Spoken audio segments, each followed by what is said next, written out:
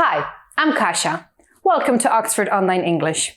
In this lesson, you can learn several business English phrasal verbs.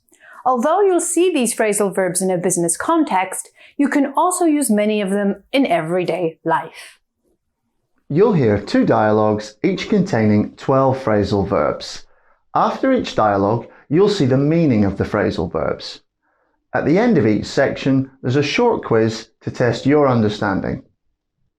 Before we go on, don't forget to turn on the subtitles for this video if you need them. All our videos have English subtitles. You can turn them on now. Just click the CC button in the bottom right of the video player.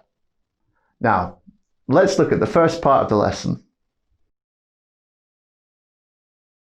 Listen to the dialogue where two people are talking about setting up a new business. Try to find the 12 phrasal verbs. I hear that you're setting up your own business. How exciting! That's right. I'm taking over the antique shop on the high street. So you're opening an antique shop? I didn't know you dealt in antiques. Not exactly. The owners wanted to sell up as they're moving on, so I'm going to turn it into a zero-waste shop.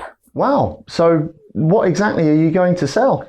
Well, I think that lots of people are trying to cut down on plastic packaging, so the idea is that they bring their own containers and fill them up with anything from pasta to washing up liquid. What a great idea. It must be difficult to find suppliers though. No, not at all. In fact, I'm hoping to buy all my stock locally.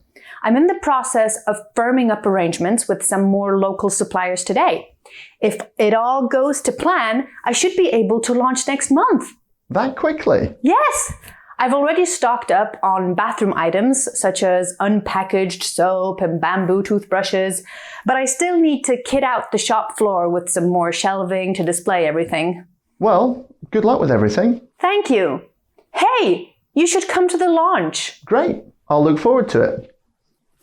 So, did you get all 12 phrasal verbs? Here's a challenge for you. Look at the definitions of 4 verbs you heard. Can you match the definitions to the phrasal verb in the dialogue? If not, why not go back and listen again? You can also pause the video if you want some time to think. Otherwise, you'll see the answers in a few seconds. Here are the answers. In the dialogue, you heard them in these sentences. In this case, take over suggests buying a business from someone else. Stock up has the idea of buying a large amount in order to prepare for something. For example, if you run a shop and you know that the busiest season is coming soon, you might stock up on supplies so that you're ready for an increase in customer numbers. Next, look at another sentence you heard. Here, we've replaced 3 phrasal verbs with different verb phrases. Can you remember the original phrasal verbs? Again, pause the video if you need time to think about it. Here is the original text with the phrasal verbs. Sell up is similar to sell, but not exactly the same. Sell up means to complete a large important transaction like selling a house or a business. Sell up can't be used with an object.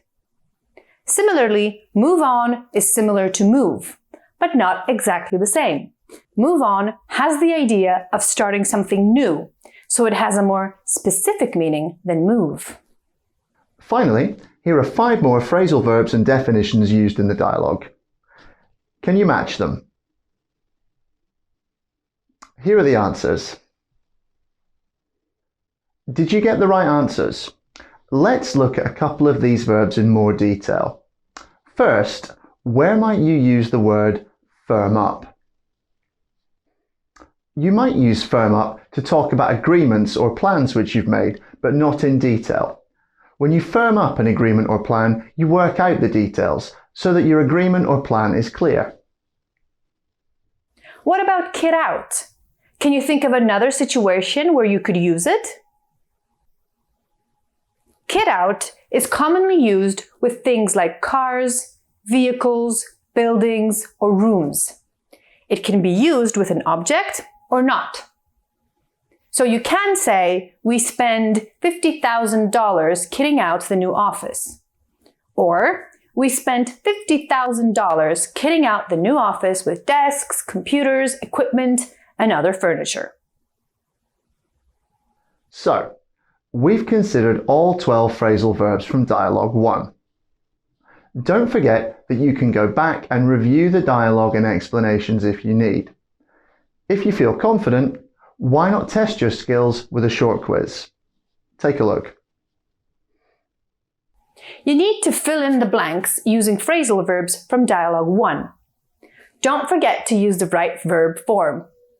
Pause the video and try it now. Ready? Here are the answers. If you're ready to move on, let's look at part 2. In our dialogue, one person has just started a new job and the other has been promoted. Just like the first dialogue, you'll hear 12 phrasal verbs. 2 of them were already introduced in the first dialogue. Can you spot all 12? Let's listen. How are things? You look a little tired. Oh, I'm okay. I guess I am a bit tired. Work is quite stressful as I've just been taken on by Ascendant. You know, the new insurance company that just opened up an office. Oh, really? What are you doing? Well, I'm heading up the insurance fraud department, which is a really exciting opportunity for me, but I'm basically setting up the department from scratch. So I have to draw up loads of new procedures and it's taking ages. Anyway, how's everything in the legal world? Good, thanks. In fact, I've been promoted. We've had a full restructure and the litigation department where I work has been hived off. And I'm now looking for some of our biggest clients. That's great news. Thanks. It was all a bit sudden, so it's been really busy and we've had to move premises, rebrand and change our name. We brought in a consultancy agency to help and that side of things is all sorted out now. So, where have you moved to? We've taken over the old library building in the center of town. The previous tenants needed to move out pretty quickly, so we were able to move in last week. In fact, we've pretty much settled in now. Great. Well, good luck with everything. Thanks. You too. So, how did you get on? Did you get them all? First question. Which 2 phrasal verbs in this dialogue did you already hear in part 1? You heard set up, meaning to start or create something, and take over, meaning to take control of a business. What about the other 10? Let's look together. Here are the definitions of 4 new phrasal verbs you heard. Can you find the phrasal verbs in the dialogue which match these definitions? Remember that you can go back and listen again if you need. Done? Here are the answers. Here, head up has a slightly more specific meaning than be in charge of or be responsible for. If you head something up, then you're the leader. Bring in can be used in many different ways. In the dialogue, you heard we brought in a consultancy agency. If you head up a team and you don't have enough people to do your work, you'll need to bring in new workers, maybe from other departments or maybe from outside the company. Draw up is commonly used with contracts, proposals, and similar documents which you might need during a negotiation. Let's look at 2 more phrasal verbs from the dialogue. Look at a sentence. You heard something similar in the dialogue, but here we've replaced the phrasal verbs with different words. Can you remember the phrasal verbs? Here's the answer. Hive off has a very specific meaning. You use it when part of a larger company is separated into a smaller, independent organization. Hive off suggests that part of a larger company is made into a legally separate business. Instead of look after, you could also say take care of. Both have the same meaning, and in fact, both are phrasal verbs.